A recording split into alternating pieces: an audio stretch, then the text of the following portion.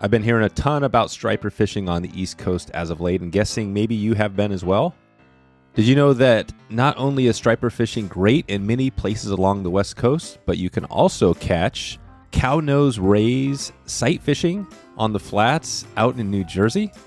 My guest today makes his living getting people into these species, and today you'll discover his best tips on catching stripers, rays, and many other destination species around the world. This is the Web Fly Swing Podcast, where I show you the best places to travel to for fly fishing, how to find the best resources and tools to prepare for that big trip, and what you can do to give back to the fish species you love. Hey, I'm Dave, host of the Web Fly Swing Podcast. I've been fly fishing since I was a little kid. I grew up in a little fly shop and have created one of the largest fly fishing podcasts in this country. I've also interviewed more of the greatest fly anglers than just about anyone in the world. That's the world. James Moore guides out of his panga to help his clients find East Coast fish on the fly. You're going to get his best 3 tips to help you catch stripers even if you're brand new. You will find out how to easily find fish while out on the East Coast, and you're going to get an update on the trends in stripers out east and where you can go to find out more information. Plus, we make the connection to Denis from Wild Fish, Wild Places, one of our good friends of the show, on a potential upcoming trip. So stay tuned for that to see where we're heading next. The East Coast is our destination today. Here we go. James Moore from islandfly.net. How you doing, Jason? Good, Dave. Thanks for having me. Yeah, this is going to be a good one. You've got a lot going on in the U.S. and around the world, Roy. Some of the species, stripers, rays, we're going to talk a little about. And you've done some trips with Denis, my buddy of mine, Wild Fish, Wild Places. Always love hearing from Denis. So he's the one that kind of connected us, and you've done some stuff on Payara and other species with him. So it's going to be exciting to get caught up on this. But before we jump in all your travels and the fishing and the species, bring us back to how you got into fly fishing and kind of what's your first memory. Yeah. So I grew up on the coast in southern New Jersey, small little beach town. So surfing and fishing was kind of our thing, primarily conventional fishing as a lad, and then moved out to Colorado, where I spent 25 years in the high country. And so that's really was my first taste of it, trout. Okay, we had rainbows, we had browns everywhere, every stream. So really fortunate to be in that space for a long period of time, and then moved back to the coast, and saltwater fly fishing was kind of the natural progression for me, and it kind of brought together everything I love. And that's the short story on that. So you were born in kind of New Jersey, and then you headed out west and then came back? True. Yep, that's exactly how it worked. Nice. And then what are the species now? I mean, we've heard a lot about, stripers. I've heard a lot about lately on the East Coast, how that's maybe a not as well known as it could be, although everybody knows they're there as far as the quality, but also rays and other species. Talk about how you got into fishing for all those. Yeah. So when we started Island Fly, this is 4 years ago, stripers are the primary fish. They're in a lot of places. They're really good on the fly. They run up really shallow, so you can fish them kind of floating lines, sinking lines, and certain times of the year, they're very present. So it's just a great game fish to take on the fly. The trick is during the summer months when the water warms up down here, the stripers run north because they like colder water. So we're down here and we're trying to figure out what to go for on the fly. And we have everything from flounder to bluefish to, you mentioned the rays. That was something I got into about 3 years ago, kind of as a fluke, and really I focused on it. And it's amazing because we treat rays kind of like we would a permit, right? They take crab flies. You have to really have a slow strip. We're sight casting to them on the shallow sandy flats. So it's really a special thing that we're trying to pioneer down here, and it's super fun. And it's a great way to bend a 9 or 10 weight during the summer. And what type of rays are these out there? Cow-nose rays. That's what we're going for. Cow-nose rays. Yep. Okay. And are there a bunch of different types of rays, or is this the most common? This is the most common one along the East Coast. They migrate from down south up north here and then back down during the summer. But there's a lot of them, which makes it good fishing because you want to have a lot of shots at it, right? Yeah, I see. I'm looking at a photo now. It is definitely a unique fish. Not only is the ray, I guess their body morphology is so they can kind of be on the bottom, kind of eat, but they have a really unique giant mouth, and it's kind of a crazy fish, isn't it? It really is. And so the cool thing is you can find them miles off the coast, but they also love coming into the shallow sandy flats, and that's where we target them. So, when the tides are shifting and the water's moving, that's all they need is some moving water. They set themselves up facing the current, and it's super fun. It's a crab fly, like I mentioned, right in front of them, slow strips, and you just see them take that fly and run, and They range anywhere from 15 pounds, and we've caught them up to 50 pounds. Wow. Yeah. So Cal-nosed rays, it's really interesting. And what are they like? Are you landing these fish, holding them, or how does that look? Yeah, you want to avoid the tail. They have a barb on the tail you want to avoid. So you just hold them from the front in the water. And we get them into the shallows and we just pop that fly out. And the fly is usually good for 1 or 2 rays because their jaws are kind of like concrete and they crush down because they break up the shellfish they normally eat. And so it just wreaks havoc on the fly. So don't do it with the fly you love, but it's fun. Wow. And what is that tail? What would that do if it like, how do they use it for predator prey stuff? Yep. So the dangerous part of the tail is right against the body, and it's about anywhere from a 2 to a 4-inch spike that they would push into you. The actual tail itself, the tip of the tail just kind of whips. That doesn't bother you, but it's the spike that's in against the body. So it's pretty easy to stay out of trouble. It's not like they're thrashing. You're gonna get that tail. If you just keep them at arm's length, you're good to go. Yeah. So you've never been. What is it? Is just poked or what is the feeling if you were to get nailed by that spike? So fortunately for me, I've not, but my buddy has. So like kind of all rays, it's a spike with a layer of mucus on it, which causes a lot of irritation. It's not poisonous to humans, but it certainly give you a hurt. But like I said, it's pretty easy to keep that far away from you. Okay. And are the rays something where you have to have a boat, or can you do this from the shore? What does that look like? So the setup that we have here is pretty special because we're off Brigantine Island. And so we abut about 250 miles of sandy flats and tidal creeks and salt marshes. So we get up on those sandy flats, and it's best to go for these rays off the boat. It's a lot easier to get the hook out of their mouth on the sand because you can bring them up and you keep them wet. You do keep them in the water, but you're able to kind of have better leverage on the sand. And when they set up in really shallow water. So like I said, we're sight fishing to them, and you're more mobile on the sand. Okay. And what is roughly the timing if somebody wanted to meet up and do this trip? When would be the best times to head out there? Well, stripers are spring and fall. During the middle of the summer for the rays, that's kind of when the water warms up. So we call that one mid-June through probably late August is the best time for the rays. Late August, okay. And then other than the rays, are there other species you're going for out there during that kind of June through August? Yeah, one of our favorite things is light tackle, like 6-weight rods going for flounder. We get flounder up to, a few pounds, up to 20 inches off the sandy flats, which is a ton of fun. And then we're always waiting on bluefish. Bluefish, super aggressive fish, and they're cyclical. So we've had a run of small bluefish in the last couple of years. We're waiting for the next run of the big ones, and they get up to 10, sometimes 15 pounds. Mm-hmm. So potentially in the June through August, that summertime, you might have rays, bluefish, and flounder. Those are kind of your focus during that time. Yep, and then we also do shark as well. Oh, and shark. Yep, we have spinner sharks and these kind of things that we can get up on the flats. And so we actually have a lot of sharks around, and you don't have to go too far offshore for them. So they're pretty accommodating to the fly as well. Spinner shark. Okay. Yeah. And we just did an episode with Conway Bowman. We were talking about the mako sharks on the other side. Yeah. And that's a little different. Are the spinner sharks anywhere near similar to the makos? I don't think anything's similar to the makos. They kind of rule the roost. But but these are fun because these are, as I said, close to shore. Right? You chum for them and get them up on the sandy flats. And it's pretty cool to just sight cast to them. Okay. So that's kind of, and then you mentioned the spring, fall for stripers. So during that spring and fall, is that your focus? Is that everything you're doing is just kind of people are coming for stripers all day long? Yep. That's it. Everyone wants them because stripers are just, when they're around, they're a blast, right? They're anywhere from, 20 inches to, they get up to 40 pounds. So striped bass, they're every place and they're just so fun to get. And then obviously, there's a lot of conversation around stripers because certain areas aren't seeing them like they used to. There's a lot of conservation efforts geared towards protecting the striped bass. And as always with conservation, there's a lot of debate. Yeah, right. It's always good.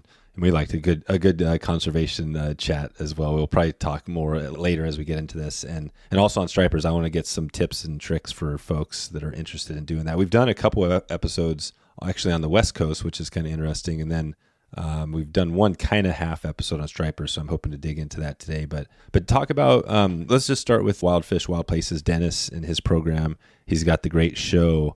Talk about that trip that you guys did with Denis. What was the focus there? So that was down in the Columbian Amazon, and we were going down there primarily for peacock bass. And the beauty of that was we went down with Fish Columbia, and we went to the Orinoco Lodge, off the Orinoco River. And what we were going for was really remote. They have a series of lagoons that are really tough to get to. So our days would be long days, right? Long boat runs, a few hours, 3-hour boat run, and then hiking through the jungle, pulling boats through the jungle to get to these lagoons. So that when that episode airs, it's really cool stuff because we were in spots that Westerners had not fished before. And so it was amazing. I mean, these fish are just unbelievable. I don't know if you've had a chance to fish for peacock bass, but if you do, because they just hit so hard. And it is just one of those fish that's a must do. So we spent a week down there just pushing through the Amazon and everything that entails. And it was just a whole bunch of fun. And the footage is just unbelievable. Right. And so, and what was in the Fish Columbia? What is that group? What do they do? Fish Columbia is a very cool thing. They've got a series of lodges and they do saltwater and fresh. So they have 2 peacock bass lodges. And with the peacock bass, there's always the payara, right? That vampire fish is down there as well. And then they have the Darien Lodge, which is on the Pacific coast.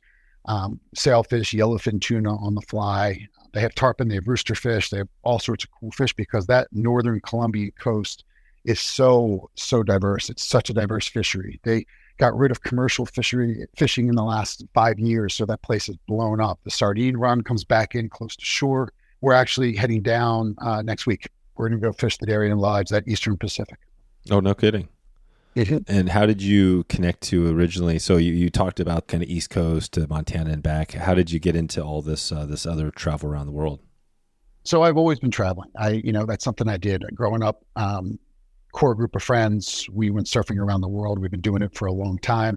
We stumbled across Nicaragua. We've been going down there for over a decade. And I have a lot of friends that really wanted to go places. I'd been guiding whitewater, I've been guiding a bunch of things, backcountry skiing when I was in Colorado. So I have experience as a guide, and folks I know really wanted to go and have these kind of adventures.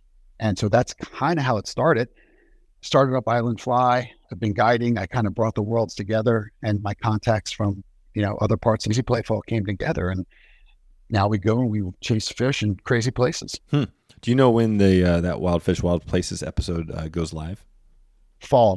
The last I heard, it was going to go live in October. October. Okay, so October, and right now it's kind of April 2024. So October 2024. So later on, when this goes out, we'll put a link to that episode. I did get word from Denis that I think it's released now. It was released this week. He released raw footage on YouTube. Oh, he did. Okay. Yep. Good. So we can get that. We can take a look right now. Good. Okay. Well, we'll get that going, and then the other, maybe just talk about round out the rest of your year as you're looking ahead. I guess you mentioned spring, fall. What else are you going to be covering throughout, say, into 25? Yeah. So we're going for Golden Dorado. That's a hosted trip that is open in October, and that's at the end of October. The giant tarpon in Nicaragua we're doing in November, and we're going to the Bahamas in January. Yeah. Okay. It sounds like you got it covered. What species don't you have on here that you want to add if you had more time? That's a really good question, Dave. I can't get enough of tarpon, and the beauty of tarpon for me is different places. I have good friends, people that have been instrumental in teaching me how to fish for tarpon correctly down in the Homosassa Crystal River area. And then this Nicaragua thing we stumbled across, which is just fantastic. So yeah, I love, if you told me go for a fish, all the time, it would be tarpon. Tarpon. Yeah, that's one of those species we hear over and over from the people that know, that have fished for everything. We just talked, like I said, Conway Bowman, I asked him that same thing, tarpon or mako sharks. The mako sharks literally jump 20 feet out of the water. Yeah. And it seems crazy. But he's like, you know what? If I had to pick one, it's tarpon. Yeah. And so up there, when you guys are doing that, are these baby tarpon up there or the bigger ones? Where? In Nicaragua? Yeah, Nicaragua. No, these are, as a matter of fact, it took me a couple trips to find a fish under about, 85 pounds. No, these are all the way up in the river system. So the first few times I went down, the smallest one I caught was 150 pounds. Jeez. And there are reports of 250 plus. And you're catching them in the rivers?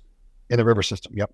Yeah, it's different than what a lot of folks now are seeing where the river dumps into the ocean, kind of that delta fishing down on the Costa Rican Nicaraguan border. This is all the way up the river system. Wow. It's great. Okay. And I guess Dennis, I think, connected us. We were thinking, I guess thinking about, we're always thinking trips too. We've got some people listening now. They're interested in checking out new places. What do you think is the one, if we were to put something together with, with you guys or with maybe with Dennis, I think, in Wild Fish, Wild Places, what do you think would be a good place? What would be the one you would pick? If I had to pick one, I'd pick Nicaraguan tarpon. Yeah. But we also found, after going to Argentina for a bunch of years, we found a very unique golden dorado fishery, which really, it's super, super fun. Like that's the one that I'm super excited for as well. So both of those, if I had to pick, I don't know if I could. Right. You can. And what's the easiest of all the trips you're doing? Obviously you got the stripers right there off of the East Coast, but everything else, what's the easiest one people could do, or maybe the most cost efficient?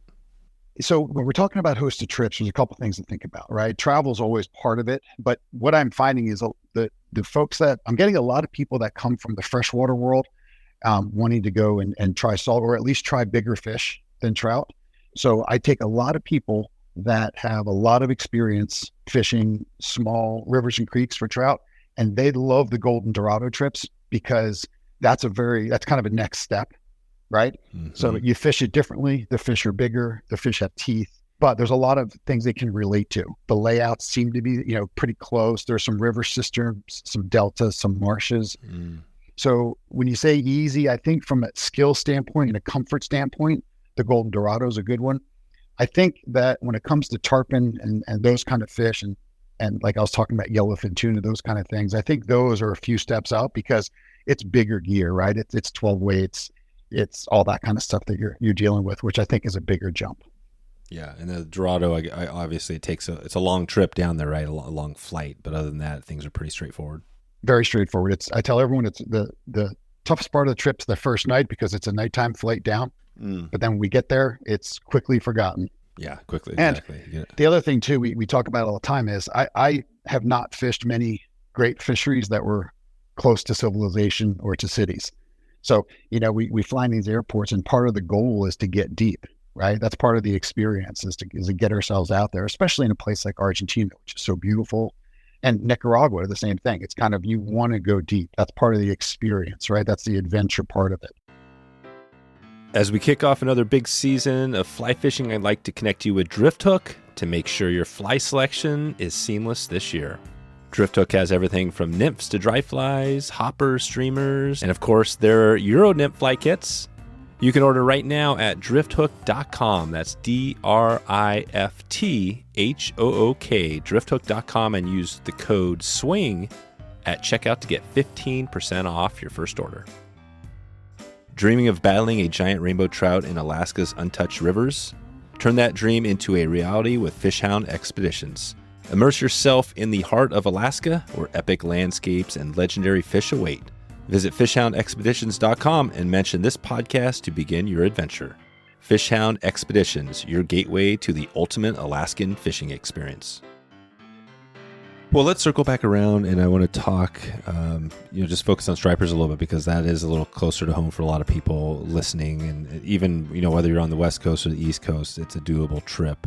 And probably some of the stuff we could talk about here would apply to other areas of the country. Do you think even West Coast, do you know much about the stripers out there? I don't. I've never fished for stripers on the West Coast, but stripers tend to be stripers. So I think there's certain things that probably are applicable you could cross over with. Yeah. Okay. Well, let's go into that then. So if let's take it back to the trip. Let's say we're putting together a group or a small group of people that want to do this. You mentioned the times. To talk about that, when would be one time we could pick? Say if we look out to 25, that would be a good time to do this trip. I personally like spring, April, May. It's a little bit more consistent. There's no doubt that we have changing water temperatures. So our waters are getting warmer sooner, and they're staying hot longer, which pushes the striper migration coming through this area later in the fall, mm-hmm. which gives us questionable weather. So I love the springtime, April, May, kind of right about now. Mm-hmm. The stripers come in, they're hungry. It's the very beginning of their migration. They're coming from the Chesapeake Bay, pushing out, making their way up the coast. Is that what they're doing? So maybe to circle back on that a little bit. So what is that life history of these fish? Whether they talk about that, so they're Chesapeake Bay, that's where they're kind of spawning, or describe that a little bit. Yep. They love these big bays. They love these estuary systems. That's where they hold over for the winter. And then when spring comes along, they move themselves out of the bays into the ocean, and they head north because they're heading up towards that cooler water. So as the water warms, they move. And as they come up north, they push into all the estuary systems. They spawn, they feed all the bait fish. They're following the bait fish all the way up. And so their primary forage source is going to be menhaden or bunker. That's the bait fish they go for. And these backcountry waters, these estuary systems and bays fill with the menhaden. The stripers follow, and they make their way up the coast. And then they just keep going up as the temperatures get warmer. As the summer goes on, they keep going north to keep in the colder water. That's right. Yeah, Maine and Nova Scotia is their summertime hangout. Oh, right. So they're going all the way up, heading all the way up to Maine, and then even do they turn the corner, or is that it kind of Nova Scotia? They're not going up north of that? That's it. They hang right in that area there. That's the kind of the prime water temperature they want. I see. So you're basically just catching them while they're migrating. Is that what are they migrating through? Maybe describe that, how you find these fish when you're out there. So there's really two approaches to it. There's kind of the backcountry striper game, which is in the tidal creeks, the rivers that there's estuary systems where they push up into, and that's more of the shallow water game. There are some deep troughs, but generally speaking, you're in water less than 10 feet deep. And oftentimes they're blitzing on the surface just a few feet under. So you can get by with floating lines or maybe an intermediate line. They take poppers off the surface, they take streamers. And then there's also, you can head offshore, which is usually a deeper game. That's sinking lines, oftentimes bigger fish. And those are the ones you can swing a big sinking line and let that get down 15, 20 feet. Okay. And where is your location? Where do you live? I live in Brigantine, New Jersey. Okay. And then from your location, are you able just to basically hop on the water pretty quick and get out there? Yep. The boat's a block from my house, and we are sitting right on the backcountry access to the estuary system and the tidal creeks and the sandy flats. And then there's an inlet, less than half mile away to give us access to the front side to the ocean. Gotcha. Okay. And then if people were coming in, driving in, or maybe even flying, what would be the airport to hit up to meet up with you? Easiest one's going to be Philadelphia. Oh, Philadelphia. Okay. Yeah. It's less than an hour from the Philadelphia airport. Gotcha. Yeah, perfect. Yeah, I'm just trying to get my bearings here. So Philadelphia, we could fly in there and then head down, meet you. And what does that look like? Are people coming in from, not only the area, but maybe outside and staying? Describe that a little bit. Are you doing, or most of these like day trips? So when it first started, it was mostly day trips. It was people that had heard about us. They came down. And as mentioned, I had a ton of people that had fished in Pennsylvania, New York area for trout, and they wanted to try the salt. So they came down to me. Over the last 2 years, much more destination, much more. So some people will do a long drive. I have two folks that come from Connecticut, DC, those kind of things. And I've had people fly in as well for a couple of days. So it's a good mix. Yep. Okay. So we could set that up if we had some people coming in. They could find a place to, some lodging, all that. No problem. No, I can take care of all that. Not a problem. Okay. And then maybe describe that first day when you meet up, you're on the water. When are you getting out there? And then what does the day look like? So I don't have a set program because every trip is different because every client's different. So all my guests come in with different experiences and different expectations. And I make sure that I don't have a set program. The one thing that I think everyone appreciates is going out and practicing the casting and getting a feel for what we're doing, right? It's a new boat, it's a new area, and I'm able to lay out kind of what we're doing. So we're in the backcountry, we kind of know what we're doing, right? We're looking for the points and the pockets along these tidal creeks, as it's all tidal, right? So we're following the tide in, we're following it out. And so just getting folks comfortable with the boat and their casting and kind of how to strip and all the basic stuff we do on any charter trip is what we start with. Okay. And what's the boat look like? What type of boat are you using for your out there? I have a 22-foot panga. Okay. Panga. Skiff. So it's a low front, 22-foot. Yep. Casting platform up front, plenty of room. Mm-hmm. Right. And is that the perfect boat? What type of boat? I'm sure you see all sorts of different types of boats out there. For me, this is absolutely the perfect boat because I can get into about 8 inches of water and I can also go out front a few miles and feel safe. Pangas are really good in the surf. They push through waves. You're not bounced around as much as you would be. Flat skiffs really aren't good for heavy chop or waves. And bay boats with a deep V hull aren't really good for getting in shallow. So this allows me to kind of do what I need to do. This isn't the boat that I would take 30 miles off. But you could, if you had to. If I had to, yeah, the right conditions I could. I'll go 15 on the right day. So it's one of those things where it's kind of there aren't many things in life that are good in between. This is. Yeah, it is. Right. Sounds like it. And what's the panga? Is that the model, or what would be, if you want to take a look at the boat with the photo, what would be the model? Euphoria Panga. Okay. They make two models. Basically, they have a skiff and they have an open ocean model. This is the skiff. So it runs a little bit more shallow and it's got a little bit lower freeboard on it. This is awesome. I mean, that's the sort of thing you would see down in South America probably, right? A similar sort of deal, or somewhere down there. Which was my first experience with them. And so I've always been curious about them, and I just love the fact that they're so seaworthy, right? They're filled with closed cell foam. So if you cut the boat in half, there's something that you can hang on to and float with. No kidding. Yeah. Oh, wow. That's cool. Have you ever been any tricky water, rough seas at all in that thing? Yeah, I have. I've had storms blow in, and it's like every guide knows the story. Everything looks good and you think it's going to be fine, and the weather changed on you in the ocean. And I have. Thankfully I wasn't too far from home, but 10 miles from home. And we have a series of sandbar islands, and I had to run and get into them and hide behind them and kind of leapfrog my way home. So yeah. Okay. So that's the boat. And when you go out there, maybe take us back there again. We're going out in the morning. Let's just take it now. It's April, May. You're getting up early, heading out there, and then trying to find some fish. Yep, we're playing the tide. So ideally, we like to start off the day with an incoming tide, but we can make anything work. But the short story is, we kind of go back, and once we get the cast down, we start looking for these corners, and we look for the pockets, because as the water fills into these creeks, that's where the stripers will push the bait fish, and that's where they'll trap them coming off the corners. We're always looking for bird activity, especially this time of year, because if they're blitzing on the surface, or if there's a bunch of bait fish, follow the birds, you'll find the fish. And that's for the incoming tide. As the tide drops, it's kind of in reverse. We go to the mouths of these draining creeks, because we know the stripers are sitting there waiting for the bait fish to be pulled out of these creeks on the draining tide, and make our way back towards the ocean, because all the inlets are draining out to the ocean. We know there's going to be fish there. Mm-hmm. Gotcha. And then you probably have marked spots that day after day you're seeing fish, and you probably go back to those same places and find fish again at the right tide. Try to. Yeah. I mean, you at least start there. What I do know is, like, that would make it really easy for me. And I wish that was the case more often. Yeah. But as the water temperature changes, which it changes quickly, they move different places. As it gets warmer, they want to go deeper, or they want faster moving water. So everything changes kind of, I'm not going to say day by day, but definitely week by week. Yeah. So there are some changes there a little bit, but once you find the fish, maybe let's just say you start with a high tide. Remind me again, are you starting low tide, low to high? Is that what you're looking for? Yeah. I mean, ideally pushing up from half coming in. So half tide rising to that high tide is great. But again, you just switch your location based on what it's doing. Yeah. Okay.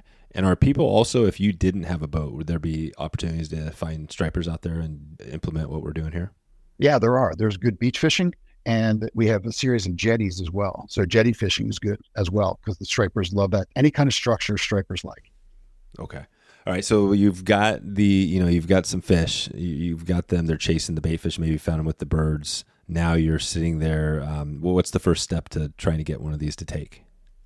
Well, so the first step is going to be a good long cast and drag it right through where they are. Now, the trick is figuring out what fly they're on that day and where they are. If they're in deeper water, you're going to want to use a streamer.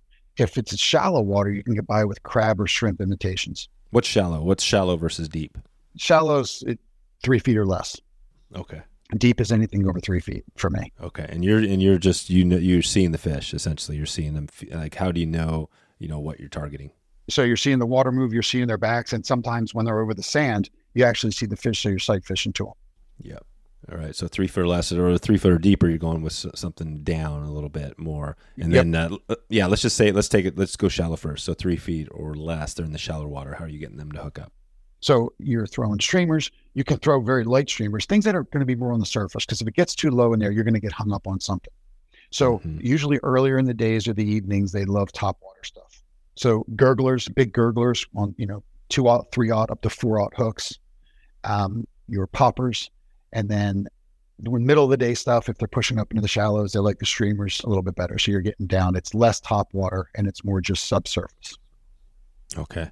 And then once you find them, it sounds like it's not that challenging. I mean, these fish are pretty active if you get in like within where they can see it, it's on. So everyone says that, and that is true. I would say 85% of the time. If they're there feeding, usually you can get them to chase your flies and you can get them to take a streamer. There are times when they have lockjaw, they have their mind set on something very specific. That is when kind of matching that hatch in the saltwater is important. And it doesn't happen often, but I've had it a few times where you're doing everything right. The fish are there and they're ignoring what you're throwing. So then you have to be creative and switch it out. What would you do? What would be the first step if you're trying something that you've used that worked and they're not doing it? What would be the switch up? What would be an example of that? So I have my plans B and C ready to go, and I use tarpon toads. I go white first, then I go chartreuse. Okay. So tarpon, and what would you be using before the tarpon toad? That maybe what's your typical stuff? Oh, anything from bigger clousers to bigger deceivers to any kind of, bait fish pattern. Those they'll take, generally speaking, they'll kind of go for those type things. Yeah. Okay. So the normal kind of stuff you'd expect, but if that's not working, try something like the tarpon toad, which is how is that different than the deceiver? Is that quite a bit different type of pattern? It is. It was originally designed for tarpon down in Florida. It's got a flat head area, and it's usually made with some rabbit tail on the back. So it's got a little more action to it. It sinks a little bit deeper, usually with some bead chain eyes. So I tie up a bunch of bigger tarpon toads and we use them. It's funny you asked that question. That tarpon toad, I have a lot of times I'll start with that because generally speaking, they're really successful. And I know we're going to talk about it later, but flounder love tarpon toads more than anything.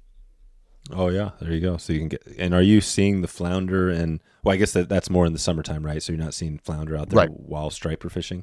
It's a different game. Flounder along the bottom. You don't see them. Striper, you're looking for surface movement and you're looking for the fish. Okay. And then maybe give us. Let's say if somebody is heading out either with you or maybe they're trying to do this on their own. What are a few tips you'd give somebody just stripers in general to have them have a better chance? Look for structure and look for moving water. You're very rarely going to find them where the water's still. You would just have to get lucky, and luck's no way to go fishing when you're DIYing it. Yeah. So you really want structure and you want moving water. So any kind of inlet or jetty or corner, right? I call it points and pockets. The points of land or the pockets around them with moving water are going to be your best bets. Okay. So structure and moving water, and then that helps you find the fish. What about after that? What other tip would you offer to make sure? You've mentioned a couple of good patterns, but anything else that help them find that fish, hook up? Early in the morning and in the evenings, try poppers, get some commotion on the surface because that'll bring them in. During the day and when the sun's up a little bit higher, switch out to streamers, and don't be afraid to throw different color patterns. Don't be afraid to throw dark during the day. It's not just for night. And as mentioned, when it's really, really shallow, or especially coming out of the creeks, throw in a crab pattern and give that a shot. Good. Okay. Well, anything else before we kind of move on as we check off the species list here? Anything else you want to mention on stripers? No, come do it because they're phenomenal. It's a fantastic. I mean, on the fly, it's fantastic. They love the fly. They hit hard. They pull hard. Standard 8-weight will do it most of the time. And no, we're ready. What's your average size fish out there fishing in, say, this time of year for stripers? I'd say your average backcountry fish is in that 26 to 28 inch range. And then the ocean fish tend to be quite a bit bigger. Deep inlets tend to be bigger. Okay. And are you seeing some changes since you've been fishing out there in sizes or numbers of fish for stripers? You mentioned earlier the kind of ups and downs, but it seems like numbers are pretty decent right now. It depends where you are. I would say overall striper population is down. We know that. That's coast-wide. They're overfished. There are some environmental factors. So overall, the fish numbers are down. There are certain areas that are seeing a lot of big fish, but those are more kind of anecdotal. Those are, this one area, the fish are big, but coast-wide, numbers are down. Okay. But in your area, it sounds like you're not having any problem finding some nice fish out there. And then what would be a big striper? Oh, once you get to that 36 inch and plus size, that's where we're getting into that. And poundage wise, what would that be roughly? Oh, that's when you're cracking that 25-pound range and up. Yeah, 25 pounds. Yeah. Okay. All right. So, and we might circle back on this if we have time, but let's jump into the rays and talk about that. So Maybe just timing. You mentioned the summer, so anytime between June, July, August is good for those. Yep, warm water. Warm water, okay. And take us there a little bit. What does that look like? Are you kind of doing the same thing, getting in the boat, going out to the same areas, or is this all different? Totally different. So the rays, we're getting in the boat, we're running out to the sandbar islands. And we like to start this on a low tide with an incoming. And we are out of the boat and the water's super warm. So we're wading the flats. We're standing on the edges, these very shallow cuts where the water pushes in. And we're watching and waiting. And usually it doesn't take long. There are a few spots where they're pretty predictably are going to come. And we wait for them and you can see them. I mean, sometimes they're 20 feet in front of you. And there have been days they'll show up in the hundreds. Wow. And so you're standing in gin clear water, water's warm, and you're setting up. And usually we throw intermediate lines because we want to get that crab down pretty quickly and throw it upstream of where the current's coming. Get it down, and it's a slow, long strip, kind of like you would for a permit, just like a crab would be trying to kind of fight against the current and get to the side. And you watch them, so the rays hover in that moving water, and they just dive bomb the crab. They'll drop right down. As soon as they go down, you feel them, you set the hook, and you're on. Yeah. So this one is it easier or harder to catch these versus the stripers? Boy, that is a good one. It is so different. When the rays are around, they're definitely doable. I have yet to have the rays get lockjaw on me. So I'm going to say the rays are going to edge towards a little bit easier. Yeah. So when the mouth is, I don't even know what that's called, subterminal, but it's on the bottom, right, of their body. Yep. How do they, where are you putting that fly so they see it, and are they just kind of moving over and going a ways to eat your fly, or you have to get it right in front of them? No. If they see it trickling down in the sand in front of them, they will go for it. They're predatory when it comes to crabs and stuff being washed in with the tide. So you will see them dive bomb it and actually go for it. Yeah, they will go for it. Okay. And what is the kind of rod weight, line length, and all that stuff setup you use? Minimum 9 weight. 9 weights. Okay. Minimum 9 weight. So they're 9 foot, 9 weight, kind of traditional single-handed rod. You don't have to cast too far. Casts are usually in that sub 50-foot range, and hang on, because when they hit and go, these flat-bodied fish, they run and they pull really hard. And these rays, as I mentioned, they can get up to 50 pounds. Right, man. Yeah. And how do you get, that's the thing. It's like reeling in when you snag a trout or something on its dorsal fin, right? It's hard to pull it in because it's broadside. How do they do the same thing? Do they make it really hard? They get broadside and it's hard to pull them in? They do. And they run. They run. I mean, they will run well into your backing. I tell everyone, really true. This is one of the things that, you need. For stripers, you probably don't need 300 yards of backing. For the rays, you do. Oh, you do? Yeah. Well, they will go and go and go, and they'll beat up your drag. They'll beat up your rod. They get, and then I've had some, when they get really big, they'll take your fly and they'll go and they'll plant themselves in the deepest hole they can find on the bottom, and you won't be able to move them. Oh, and you'll end up breaking them off. Yep. Right. Oh, wow. And so are you guys chasing them at all in the boat once they're running? Every once in a while, we'll get a big one that'll keep running, and we'll be getting down pretty low. We'll be watching the backing melt away, and we kind of need to get on it. We don't want to tighten up the drag too much and break it off, and so we'll hop in and go chase them. Yeah, for sure. Step into the world where the river whispers and the fishing is nothing short of legendary. This year, I ventured into the heart of eastern Idaho's Yellowstone Teton territory, where the fish were larger than life and the waters held the secrets of the best fly fishing out west. Yellowstone Teton territory is not just a location, it's a gateway to adventures that will etch themselves into your memory. With crystal clear rivers like the Henry's Fork and the South Fork of the Snake, and enough lakes to keep you going all year long, make your way to Yellowstone Teton territory and embark on a journey to one of North America's finest fly fishing destinations. Whether you're planning your trip now or just dreaming it up, the YTT is where those dreams turn into reality. Remember, Yellowstone Teton territory. That's Teton, Teton. It's time to experience Eastern Idaho for yourself and support this podcast at the same time. What is the tippet size you're using and for these guys? 30-pound test. 30 pound. And for stripers, what was it?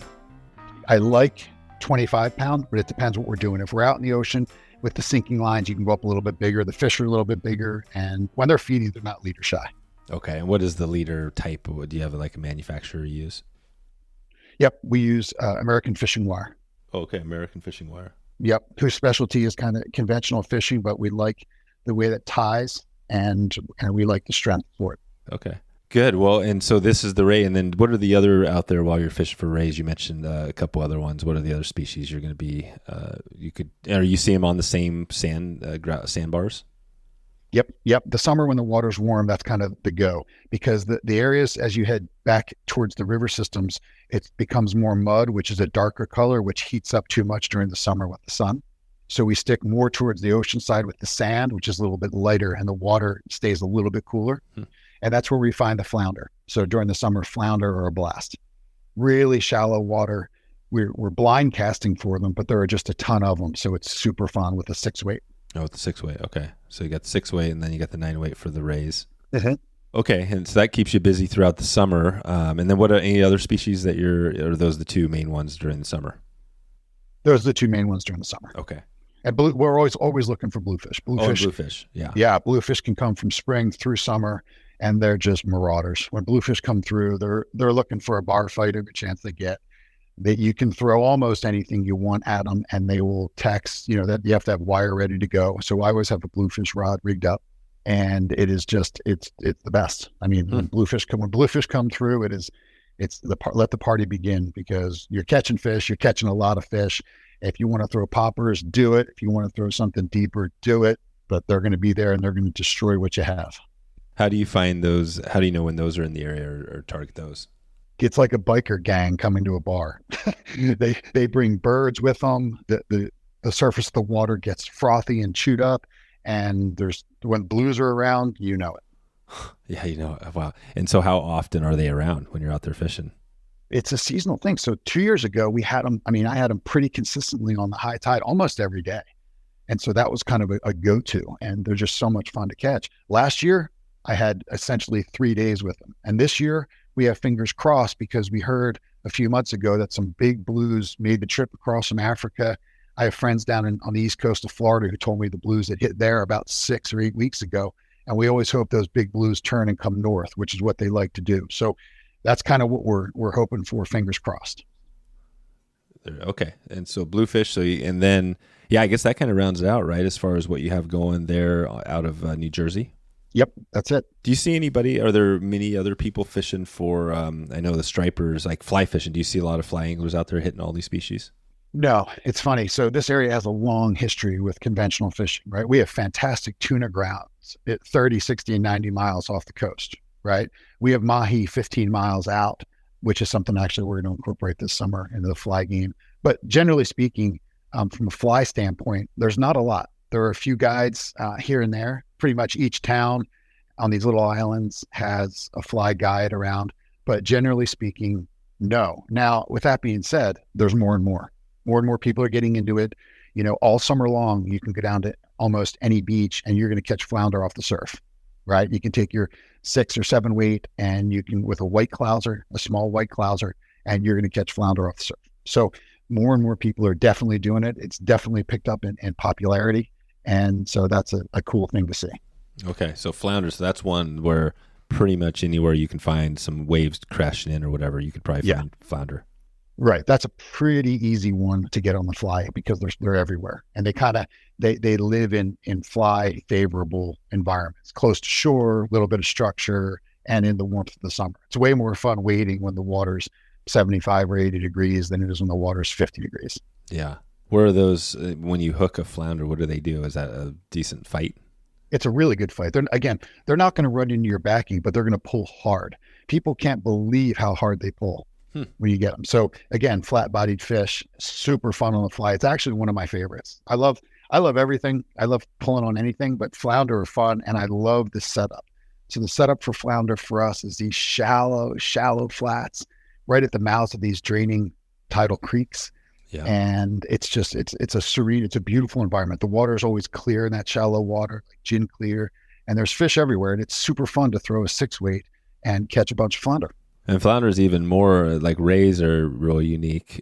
But these fish are maybe the most unique because they have their whole body morphology changes, right? As they're from a juvenile, which they look like kind of a normal fish, right? But eventually they turn where their eyes, everything's on one side of the body. Do you know much about what they're doing as far as their life history?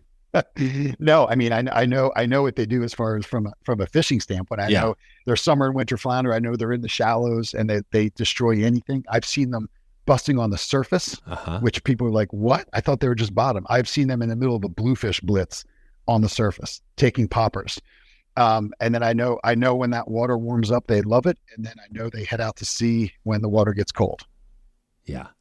Okay. So they're moving around and they're taking just as good as a striper would take.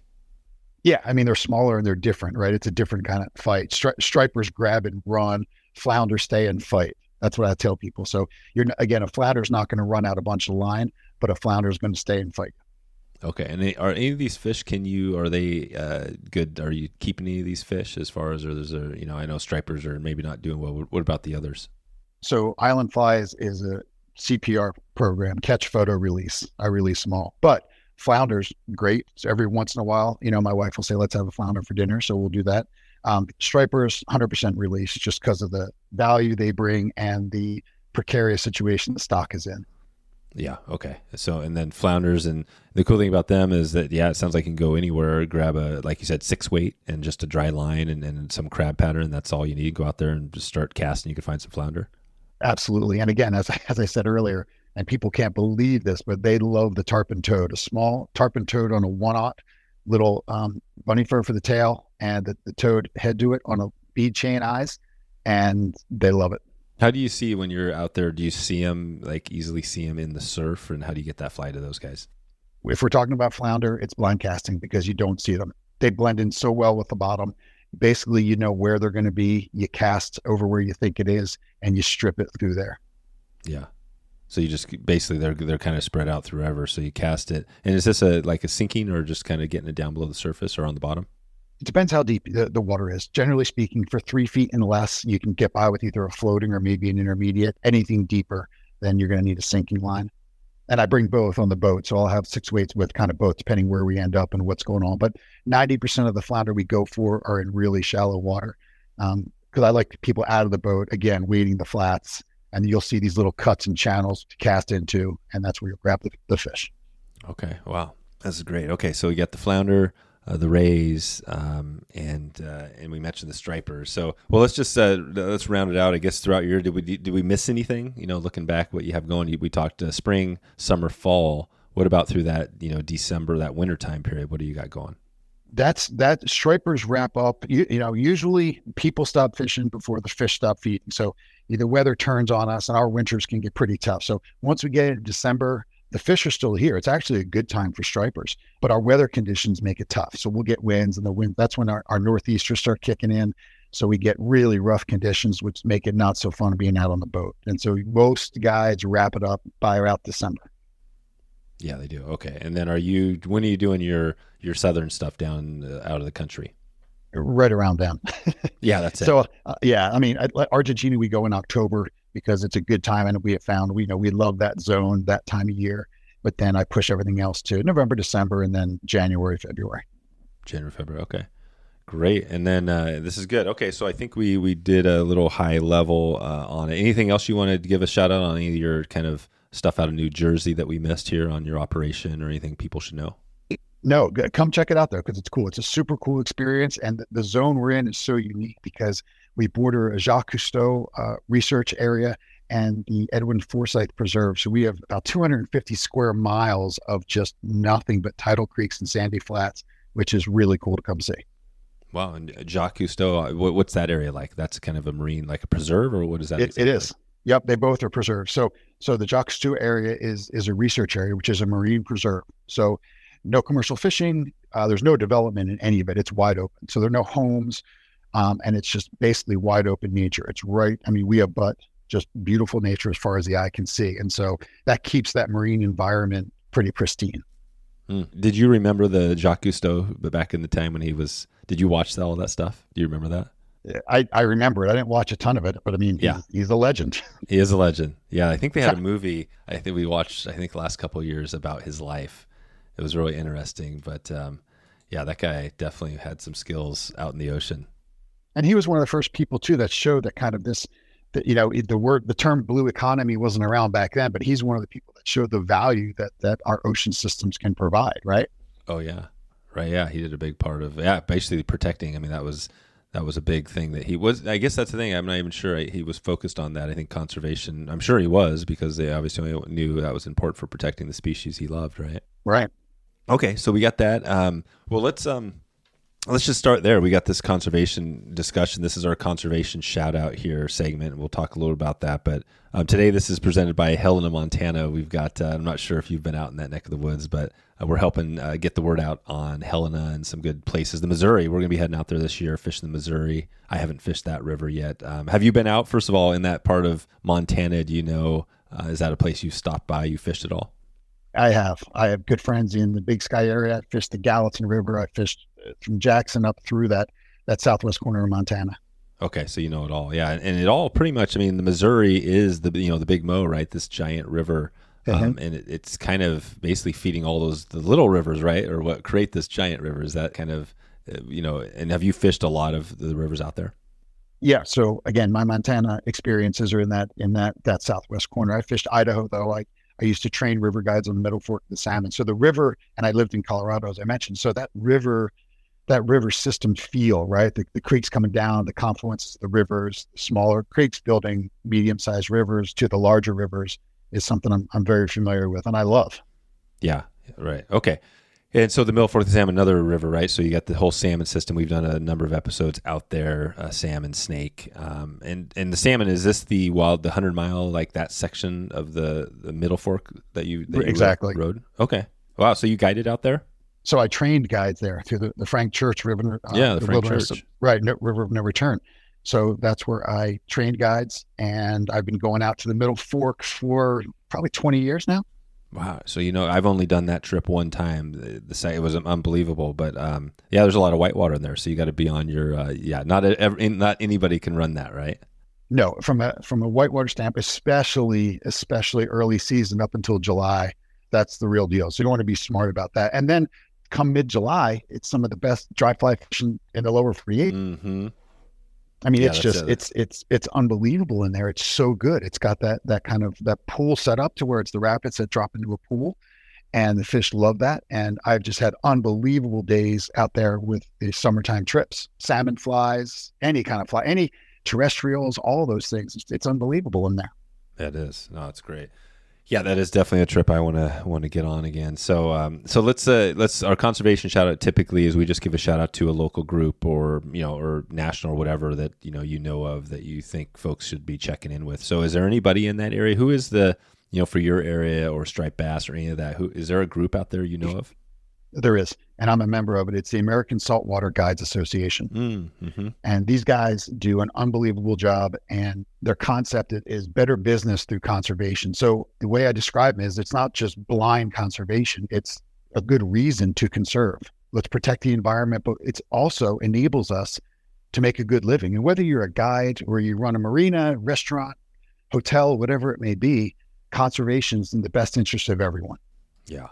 Exactly. And so we actually, little shout out to myself and to my crew. Sure. And, on June 8th, we're doing a fundraiser for the American Saltwater Guides Association at the Seed Brewery in Atlantic City. And we're going to be showing the International Fly Fishing Film Festival movies for this year. Yeah. Okay. So that's June 8th, the Seed Brewery. Yep. In Atlantic City. Oh, perfect. Yeah. That's the other cool thing is you're in, you've got Atlantic City right there in the neighborhood too. Right.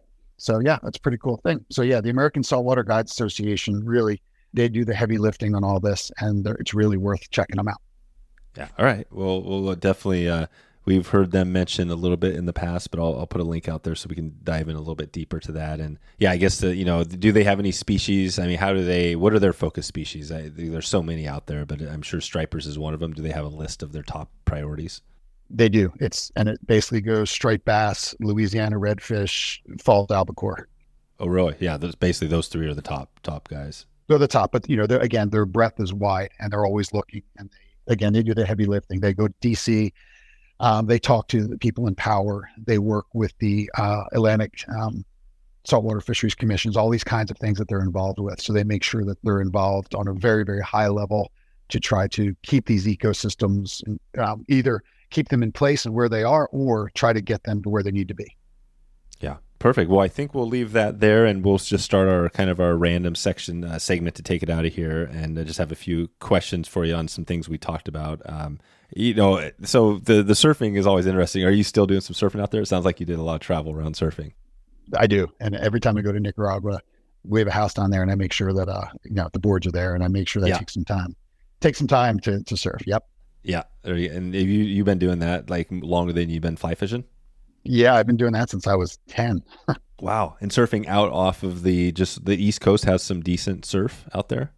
We get really good surf. It's probably not known for it, but we get really good surf, especially in the fall when hurricanes start spinning far away and they send swell our direction.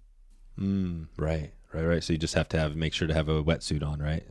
Usually, usually you don't need a wetsuit until you get into later September because the water still stays in that 70s range. But yep, once we push into the deep fall, then yeah, you're going to want it. Yeah, you want to do it. Okay, nice. And what about Atlantic City? What's the give us the rundown for somebody that hasn't been there? Would that be a nice stop off to do some gambling while we're taking a break from the fishing? What is Atlantic City? Is that a pretty cool city to check out? Yeah, Atlanta. So I'm not a city guy by nature. So I'll just start off by saying that I'm not. Like the deeper in nature I can go, the better. Yeah. The pluses of Atlantic City, it has amazing heritage. It's super cool. And they have some of the best restaurants I've ever been to, like truly classic restaurants that have been around since the early 1900s. If gambling's your thing, there are casinos there. It's a casino. So I kind of feel like you can go to a casino anywhere in the world and it's going to be the same story. Yeah. Right. But Atlantic City has fantastic fishing off the jetties there. Oh, it does. And it does. It's fantastic. They have a ton of structure. For stripers? Yep. Yeah. Yep. So it sounds like you can pretty much just go up all along the East Coast and just find some structure and probably find some fish. Right time of year, structure and moving water, like we talked about, you're probably going to find striped bass. Right on. Okay. Well, anything else, we should know about your program, or are you feeling pretty good about this? I guess I'm kind of taking it to, if we were going to do a trip, like you said, we mentioned the one down south, but if we were going to do something maybe on the East Coast and it was versus stripers versus the nose this summer, what would you say? Would the spring be the better trip to do? If your heart is set on stripers, then yeah, I would come in the spring. Yeah, come in the spring. If you want something unique, and we want to pull in a bunch of fish with, warm water and wading the flats, then come in the summer and let's get into some flounder and some rays and maybe some sharks. Let's do that. That's a different feel, but it's super cool. Okay. And what about a resource for, I'm not sure how you learned with all your, striped bass fish or striper fishing, but what would be a good resource somebody could check out if they wanted to learn more about this and areas or things like that? About Yeah, just striper. If somebody wanted to learn more about how to do it, maybe where to go, people to connect with. Have you done all this on your own, or are there any other like online resources, books, magazines, kind of tutorial, anything like that out there that you know of? Yeah, so I would say mostly local resources. Ken Schultz's book on saltwater fish has a lot in it that I've looked at. There's Fishing the New Jersey Coast by Frida has got some good stuff in it on striped bass. So there's quite a few things out there you can get into.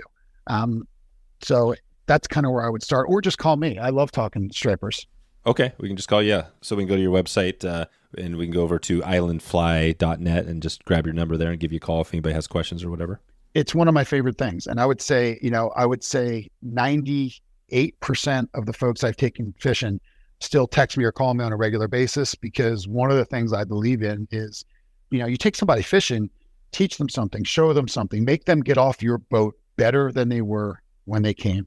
And that has developed into these relationships. So people are calling me about it's their first flats trip, or they want to go, right? It doesn't matter what it is. They're calling and asking, what do I think about this? How about this for gear? What kind of wire should I use for this, or whatever it may be? We kind of go through it. And so I love it. That's good. Okay. Well, that's probably the best resource anybody can have right there. So we've got that. And and we'll just send everybody, like we said, out to islandfly.net if they have questions, and we'll just keep in touch with you as we move forward. So appreciate your time, Jason, today, and we'll look forward to hopefully putting together one of these trips as we move ahead. Dave, thank you so much. There you go. Another trip that seems totally doable and sounds like a fish that we all need to add to the list. What would be one trip out of all of these that we talked about today that you would go on? If you had to only pick one, which one it would be? Send me an email, dave@wetflyswing.com, And also, if you get a chance while you're in your app, just click that plus button in Apple Podcasts and follow, or however you follow the show, do it in your podcast of choice. We've got some big news coming up this year on the podcast. If you want to find out more, you can head over to wetflyswing.com/pro, and you can get an email. You'll get notified when we launch and do a pre-launch of our next big thing coming up here. A new way to engage with folks in the community here, a new way to connect and grow your knowledge and all the great stuff you have going with trips this year. Check it out. Our next episode is on carp. We've got the carp clave. If you haven't heard about the carp clave, maybe you went to it this year. We're going to highlight that so you know what's going on with carp out west. We're going to be digging that the next episode, so stay tuned for that. All right, I got to get on to the next one, so I hope you have a great afternoon. Hope you have a great evening or great morning, wherever in the world you are, and I appreciate you for stopping in today and checking out the show. We'll talk to you soon.